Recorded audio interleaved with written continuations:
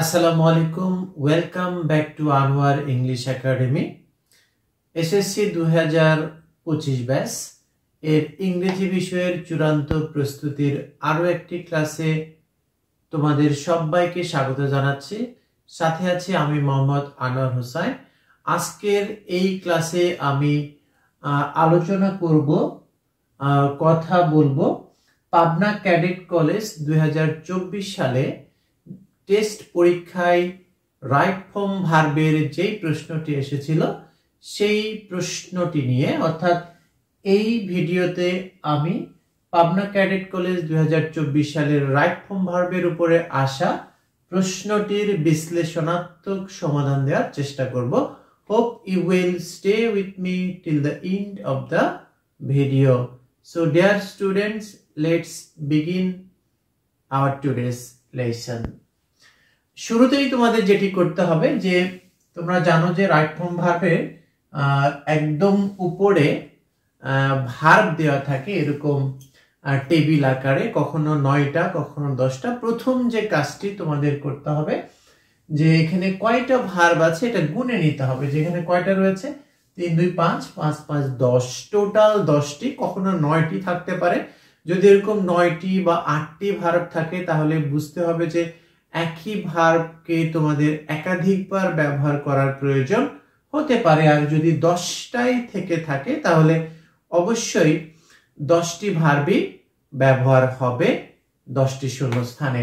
তো এটি হলো একটা মৌলিক বিষয়। আর আরেকটা বিষয় খেয়াল রাখতে হবে যে এই টেবিলের ভিতরে যতগুলো শব্দ থাকবে সবগুলোকেই ভার্ব হিসেবে তোমাদের কনসিডার করতে হবে, অর্থাৎ এখানে ভার্ব ছাড়া অন্য কোনো পার্টস অফ স্পিচ এর শব্দ ইউজুয়ালি থাকে না।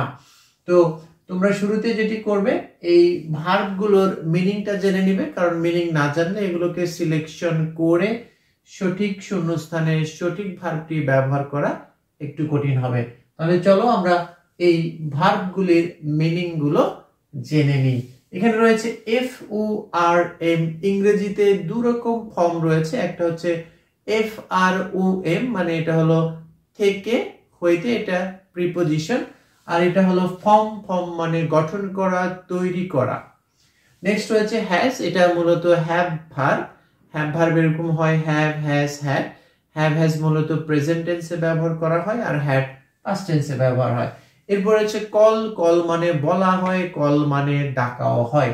ইউটিলাইজ মানে হচ্ছে ব্যবহার করা। এরপর হচ্ছে ইনফ্লুয়েন্স মানে হচ্ছে প্রভাবিত করা, কাউকে কোনোভাবে প্রভাবিত করা। এরপর হচ্ছে মেইনটেইন মানে হচ্ছে যে বজায় রাখা, মেনে চলা ইত্যাদি।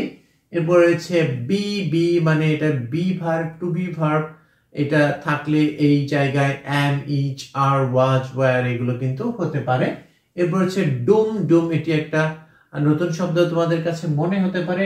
ডুম এর সমার্থক এরকম শব্দ রয়েছে রুইন। তোমরা জানো যে রুইন মানে ধ্বংস করা বা ধ্বংস হওয়া। প্রিপেয়ার মানে প্রস্তুত হওয়া বা প্রস্তুতি নেওয়া। রিপেন্ট শব্দটির অর্থ হচ্ছে অনুতাপ করা, আফসোস করা, আক্ষেপ করা।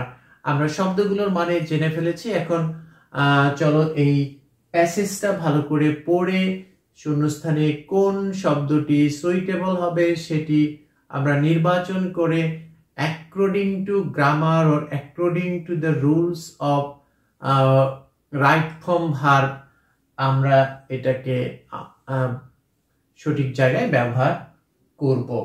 আমরা প্যাসেজটা পড়ি। Student life is the golden period of life. খুবই সুন্দর একটি কথা, যে ছাত্র জীবনকে জীবনের গোল্ডেন পিরিয়ড মানে স্বর্ণালী সময় বলা হয়।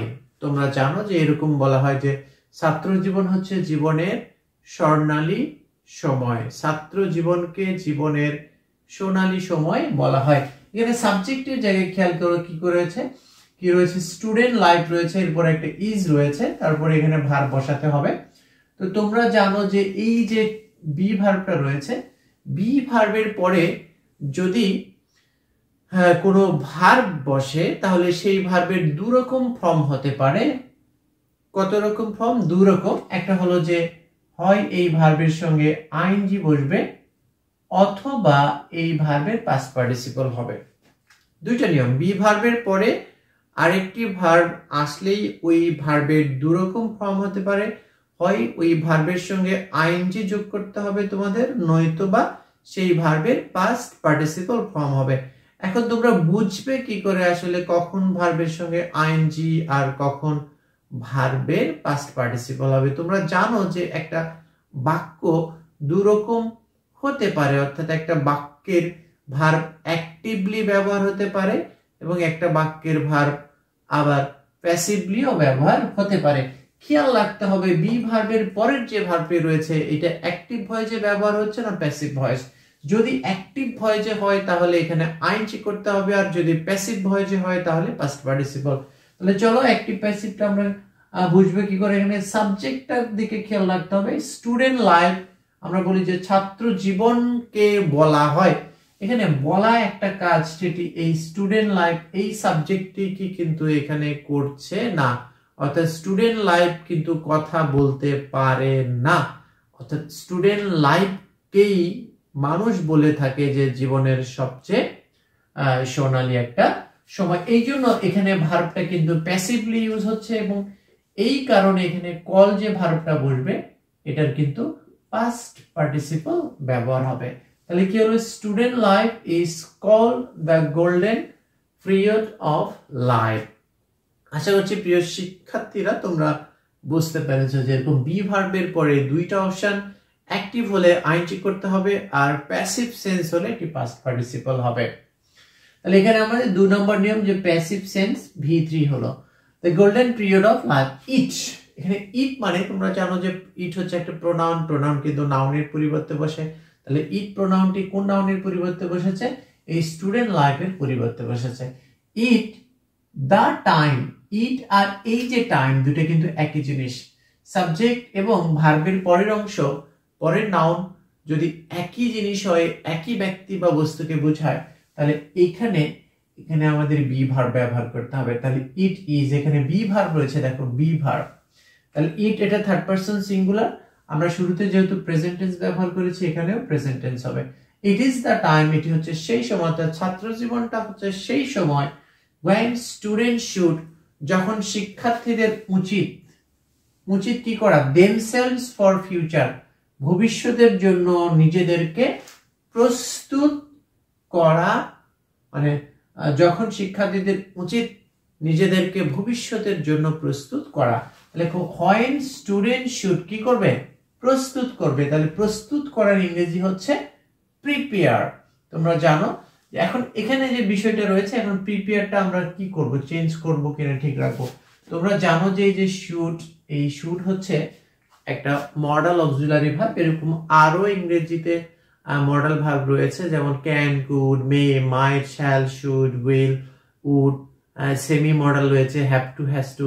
এই মডেল ভার্বগুলির পরে যখন কোনো ভার্ব বসে সেটা কিন্তু অলওয়েজ প্রেজেন্ট ফর্মে হয়। তাহলে এখানে আমরা কিন্তু কি ব্যবহার করব? প্রিপেয়ার, কোন রকম পরিবর্তন হবে না। তাহলে এই ছাত্র জীবন হচ্ছে সেই সময় যখন একজন শিক্ষার্থীদের উচিত এই ভবিষ্যতের জন্য নিজেদেরকে কি করা? প্রস্তুত করা।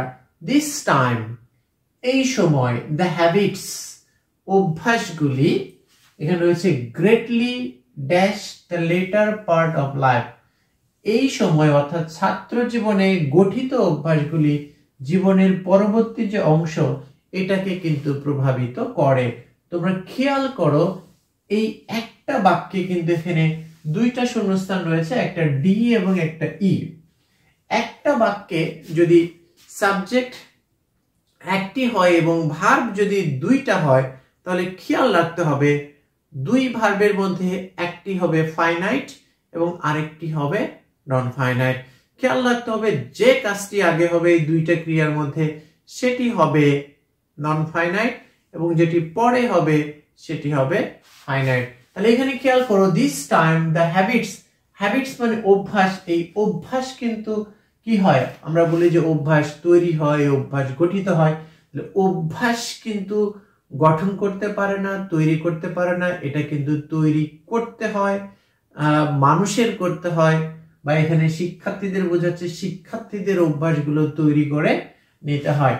তো এটা আগে হয় এবং এটা কি করে এই অভ্যাসগুলি জীবনের যে পরবর্তী ধাপ এই পরবর্তী ধাপগুলোকে কিন্তু প্রভাবিত করে। তাহলে আগে অভ্যাস গঠিত হয়, গঠিত হওয়ার পরে এটা পরবর্তীতে শিক্ষার্থীদের জীবনকে প্রভাবিত করে। তাহলে দিস টাইম দ্য হ্যাবিটস কিন্তু ফর্ম করে না, তৈরি করা গঠন করা, একটু আগে বলেছি যে এই যে ফর্ম মানে তৈরি করা বা গঠন করা, এটা কিন্তু তৈরি করে না হয়, এটা কিন্তু প্যাসিভ সেন্স রয়েছে। প্যাসিভ সেন্স হলে আমরা কি করব, মূল ভার্বের পাস্ট পার্টিসিপল ব্যবহার করব। যেহেতু নন ফাইনাইট এই কারণে আমরা এখানে হেল্পিং ভার্ব ব্যবহার করতে পারবো না। এই সময়ে গঠিত অভ্যাসগুলি ব্যাপকভাবে কি করে, the letter part of life, জীবনের পরবর্তী অংশগুলোকে কি করে, অংশকে প্রভাবিত করে। এই যে প্রভাবিত করার ইংরেজি ইনফ্লুয়েন্স, আমরা এখানে ইনফ্লুয়েন্স বসাবো। এখন খেয়াল করো যে এই বাক্যের সাবজেক্ট কোনটা, হেডওয়ার্ড কোনটা, এইটা হ্যাবিটস। হ্যাবিটস কিন্তু থার্ড পারসন প্লুরাল, এই জন্য এর সঙ্গে কিন্তু আমরা এস যোগ করতে পারবো না, যেহেতু এটা প্রেজেন্ট ইনডেফিনিট টেন্স। এবার পরে যে বাক্যটি রয়েছে, so students dash to be careful, তাই শিক্ষার্থীদের কি করা উচিত, যে শিক্ষার্থীদের এই যত্নশীল বা মনোযোগী হতে হবে বা হওয়া দরকার। কিসের ব্যাপারে, অফ মানে তোমরা জানো যে বিষয় বা ব্যাপারে, ডিসিপ্লিন এন্ড টাইম প্রপারলি, যথাযথভাবে সময় এবং শৃঙ্খলা এটা মেনে চলার ব্যাপারে। তাহলে শিক্ষার্থীদের কি হতে হবে, যত্নশীল হতে হবে। তোমরা জানো যে এই যে হ্যাজ রয়েছে, ইংরেজিতে মডেল ভার্ব রয়েছে হ্যাভ টু, হ্যাজ টু, যেহেতু এখানে স্টুডেন্টস রয়েছে থার্ড পারসন প্লুরাল, এই জন্য হ্যাজ না ব্যবহার হয়ে এখানে হ্যাভ হবে।